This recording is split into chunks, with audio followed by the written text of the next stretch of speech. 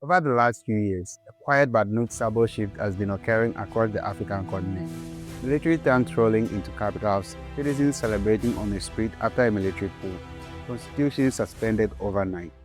For decades, we're told that multi-party democracy was the ultimate answer to Africa's problems.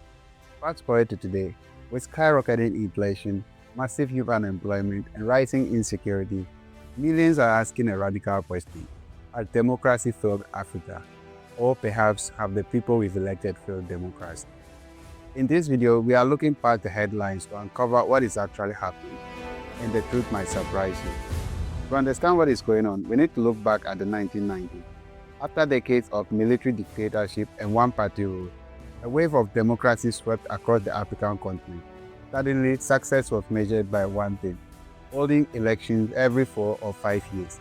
If citizens lined up, keep their fingers in ink, and drop the ballot in a box, the international community checks a box and says, "Great, we are a democracy now." But here's the problem: citizens don't eat ballots. You see, there is a massive difference between what political scientists call procedural democracy, which is just the mechanism of voting, and substantive democracy, which on the other hand is what happens after the election. Think of it like buying a smartphone. The election is just downloading the operating system. But if the operating system fails to run any app, practice constantly, and drain your battery, well, the phone might as well be useless.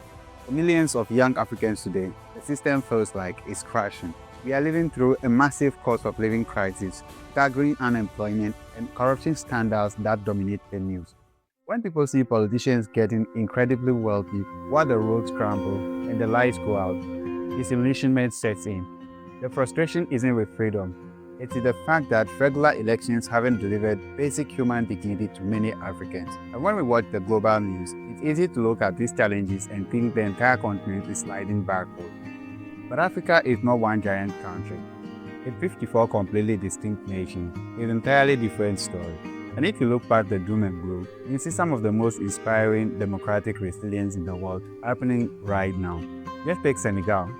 A couple of years ago, the country faced a massive political crisis when there were attempts to delay the presidential election. The people protested, the tension was high, but the Constitutional Council stepped in, blocked the delay, and the election went ahead. The result: Bassirou Diomaye Faye, a 44-year-old opposition leader who has just been released from prison 10 days prior to the election, won a historic victory. That's the power of independent institutions. And Senegal isn't alone. Look at Zambia, where a massive youth voter turnover completely picked the government in opposition victory. Or look at Kenya, where the courts have actively mediated fierce electoral disputes instead of letting them spill onto the street. In these places, democracy isn't a Western blueprint being forced on the people. It's an active, homegrown shield that citizens are using to protect their future. Now, this brings us to the ultimate twist. If you read international headlines, you think everyday Africans are giving up on the democratic project. But what do people living here actually say when you ask them? Thanks to data from Afrobarometer, a massive Pan-African research network that interviews tens of thousands of citizens from across nearly 40 countries, we have a clear answer. The data reveals a fascinating paradox.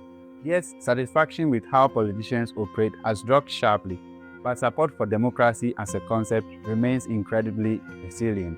Roughly two-thirds of Africans surveyed explicitly prefer democracy over any other form of government. Over 60% completely reject one-party state or one-man dictatorship.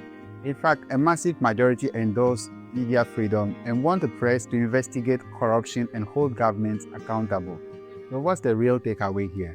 When you see people cheering after a military coup in places like Burkina Faso, Niger, or Mali, they aren't celebrating the death of their freedom.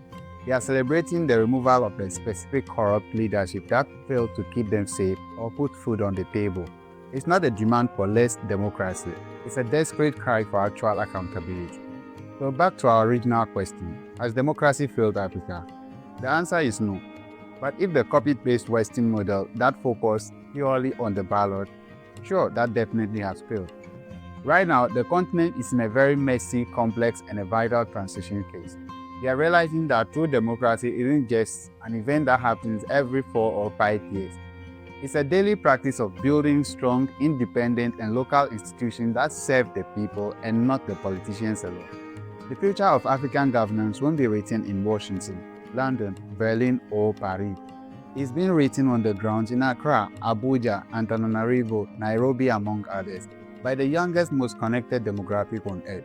People who know exactly what they want through accountability, economic opportunity, and real human dignity. But this is just my take, and now the mic is yours.